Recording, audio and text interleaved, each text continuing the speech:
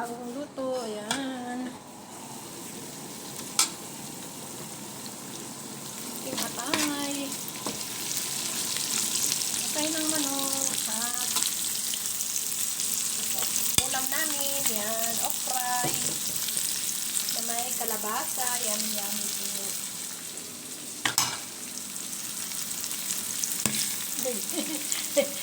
Tumatalsik. Tsaka po ito, tama ko po itong yung pungkusa na pinakita ko na po sa inyo, dito po.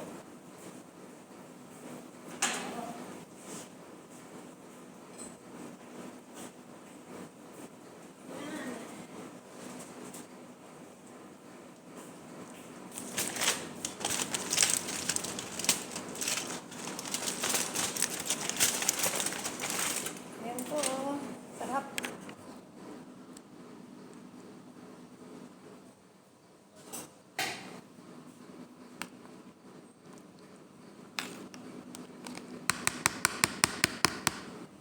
Yummy, yummy po yan. Yan. Gaya ng sinabi ko, sa ganito po ninyo iluluto, mas masarap po. 2 hours po ito, 2.5 hours.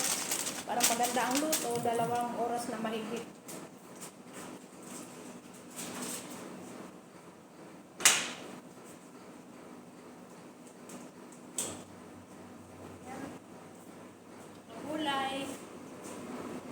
Gulay po, nagluto ko yan. At patay. May bisita po kasi mamaya mag-dinner. Ayan po, naluto ko na po yung steak. Dami ko pong niluto ngayon. Marami akong niluto ngayon. Ayun po, ay sandukin ko na po yung okra.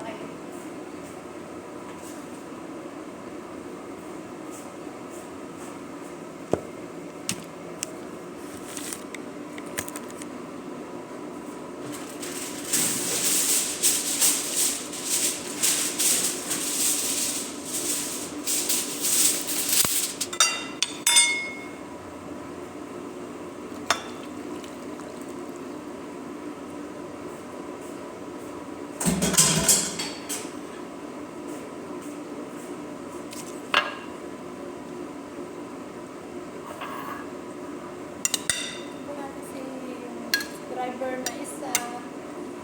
Share lang po natin ang ating niluto.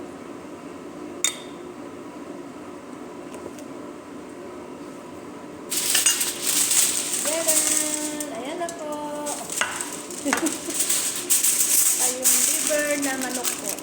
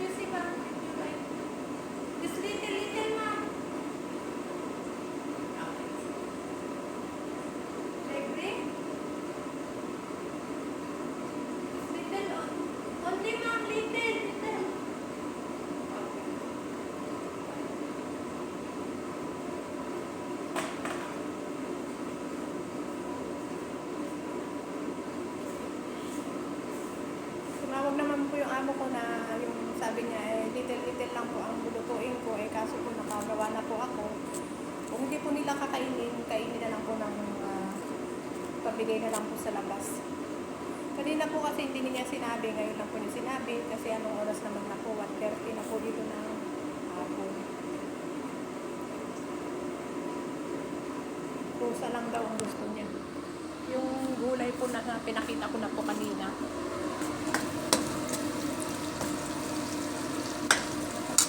Okay po, bye-bye po. Bukas na lang po ulit. Kita-kits tayo dito sa aking may wagang kusina. Dagang salamat. Maraming salamat.